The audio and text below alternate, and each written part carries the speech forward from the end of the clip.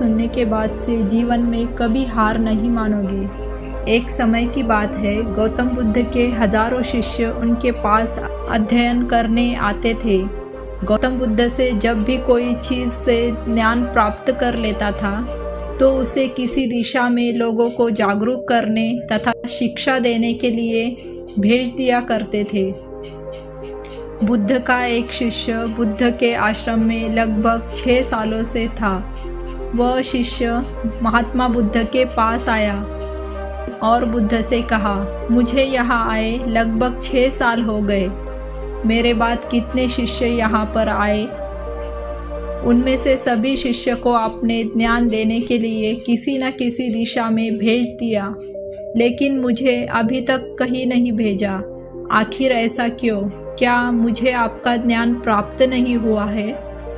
बुद्ध मुस्कुराए और बोले, यह तो तुम्हें खुद ही समझना पड़ेगा कि मेरा ज्ञान तुम्हें प्राप्त हुआ है या नहीं। शिष्य बोला, हे बुद्ध, आपने इन 6 सालों में जो मुझे उपदेश दिया है वह मुझे सब याद है। आपकी बताई हुई एक एक बात मुझे सब याद है। आप कुछ भी मुझसे पूछ सकते हैं, मैं हर उत्तर देने के लिए तैयार हूँ। आप मुझे एक मौका तो दे ताकि मैं किसी भी दिशा में जाकर लोगों को अपने ज्ञान के बारे में बता सकूं। इस पर बुद्ध ने बोला कि ज्ञान की बात को याद रखने से कोई फ़ायदा नहीं जब तक तुम उस आदत को खुद नहीं अपनाओ। शिष्य ने कहा, जो भी हो, कृपया मुझे एक मौका ज़रूर दे। आप मुझ पर भरोसा रखें, मैं सभी को अपने ज्ञान से प्रभावित कर सकता हूँ। मैं लोगों को ऐसी बातें बता सकता हूँ जिससे लोगों के जीवन में शांति आ जाएगी और वह अपना शांतिपूर्ण जीवन जी पाएंगे। तो फिर बुद्ध ने कहा, अभी तो तुम तैयार नहीं हो। जब तुम उसके लिए तैयार हो जाओगे तो फिर मैं तुम्हें खुद ही किसी दिशा में जाने के लिए बोल दूंगा। शिष्य ने कहा, क्या आपने मुझे इन 6 सालों में इतना भी ज्ञान नहीं दिया है कि मैं किसी को प्रभावित ना कर पाऊँ? बुद्ध ने कहा, ठीक है, तुम पूर्व दिशा में चले जाओ। वहाँ एक गांव मिलेगा, वहाँ से भिक्षा मांग कर लाना और अपने ज्ञान से लोगों की मदद करना। कल सुबह तुम वहाँ अकेले जाना और शाम में आकर मुझे बताना कि तुमने लोगों की सहायता कैसे की। शिष्य यह बात सुनकर बहुत खुश हुआ और आशीर्वाद लेकर चला गया। वो रात भर ज्ञान समेटता रहा और मन ही मन सोच रहा था कि मैं वहाँ ज्ञान का ऐसा छाप छोड़ूंगा कि वहाँ के लोगों के साथ बुद्ध भी मुझसे प्रभावित हो जाएंगे। सुबह उठकर वह महात्मा बुद्ध को प्रणाम करने गया। उन्हें प्रणाम कर वह पूर्व दिशा की तरफ निकल गया। शाम को जब वह वापस आया तो बुद्ध ने देखा कि शिष्य के माथे पर चोट लगी है और खून बह रहा है। बुद्ध ने उसे पट्टी की और पूछा, तुम्हें चोट कैसे लगी? शिष्य ने कहा, वहाँ के लोग बेहद ही दुष्ट हैं, उन्हें ज़रा भी बुद्धि नहीं है। मैं उस गांव में भिक्षा लेने गया पर किसी ने मुझे भिक्षा नहीं दी। सब मुझे वहाँ गालियाँ दे रहे थे।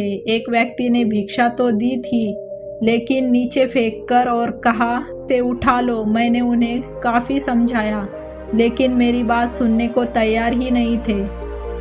उन्होंने मेरे साथ हाथापाई की जिससे मुझे चोट लग गई। बुद्ध, आप मुझे दूसरी जगह भेजिए जहाँ के लोगों में ज्ञान हो, वो इस तरह ना हो। बुद्ध शिष्य की बात सुनकर मुस्कुराए और बोले, अगर दूसरे गांव में भी ऐसे ही गांव के लोग होंगे तब तुम क्या करोगे? शिष्य ने कहा, हे बुद्ध, मैं ऐसे लोगों को कोई ज्ञान नहीं दे सकता। वह लोग अज्ञानी हैं, उन्हें कौन समझाए? बुद्ध ने कहा, वह लोग अज्ञानी नहीं बल्कि ज्ञानी है। उनके पास बहुत ज्ञान है परंतु उनके पास खुद का ज्ञान है। अब अगर तुम किसी दूसरे के ज्ञान को चोट पहुंचाओगे तो वह कुछ तो कहेंगे ही।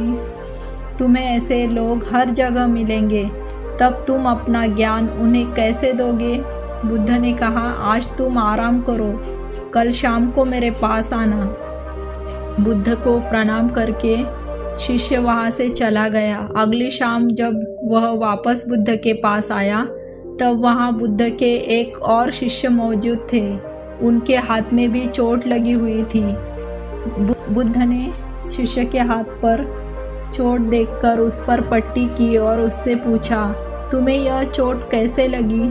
शिष्य ने कहा, आपने पूर्व की ओर एक गांव मुझे जाने के लिए कहा था, तो वही मुझे चोट लगी। बुद्ध ने कहा, वहाँ तुम्हारे साथ क्या क्या हुआ, तुम मुझे बताओ। शिष्य ने कहा, वहाँ पर मैंने सबसे भिक्षा मांगी, लेकिन किसी ने भी भिक्षा नहीं दी।